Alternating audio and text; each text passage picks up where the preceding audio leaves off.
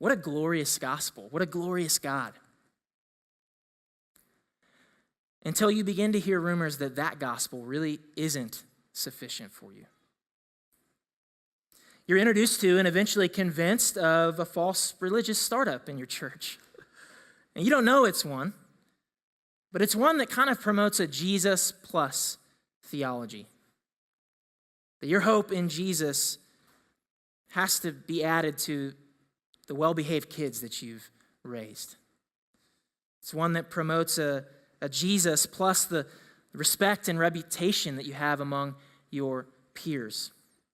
Jesus plus your political affiliation and your voting history. Jesus plus the denomination and the authors and the speakers that you align with. Jesus plus your abstinence from alcohol, cussing, rated R movies. You begin to buy into this with good intentions because after all, what's wrong with those things? What's wrong with raising great kids? What's wrong with staying away from alcohol? What's wrong with only watching PG-13? What's wrong with voting my conscience? And soon enough, you find yourself showing up to a journey group, showing up to a Sunday morning at Christ Community, showing up to a weekend get-together, and you're in Christian community, and you would never say this out loud, but man, the thoughts, they start to swirl. As you look around, you think, because I've abstained from this, because I've made myself righteous, why haven't you made yourself holy? Why haven't you worked as hard as I have? Why don't you provide for your family the way that I do? Why haven't you raised the same kids that I have? Why haven't you committed more deeply to this in the way that I have? Why haven't you stayed away from that like I have? Why aren't you as patient as I am? Why haven't you reached my level of righteousness? Aren't we both Christians? Don't we both worship the same God? And before we know it, Christ Community Church, we're divided. There's a lot of anger, there's resentment, there's bitterness, and it lies deep down in our hearts, under the surface.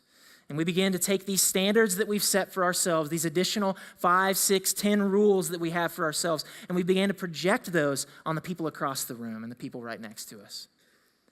And then we become the God who determines that person's righteousness because we've become the God who's determined our own. Friends, may I suggest an alternative this morning? I know this is heavy, but man, what if the gospel humbled us as a people? What if in our sin placed before a holy God, we were brought low? What if it removed the dividing lines across the room from people who would think, I don't really connect or have much in common with that other person? What if your identity was not that your profession or the way you parent or how much money you make or your class or your ethnicity or whatever it might be? What if it was first and foremost that you were a guilty sinner who was brought before a holy God and Jesus Christ shed blood was an atoning sacrifice sufficient for you?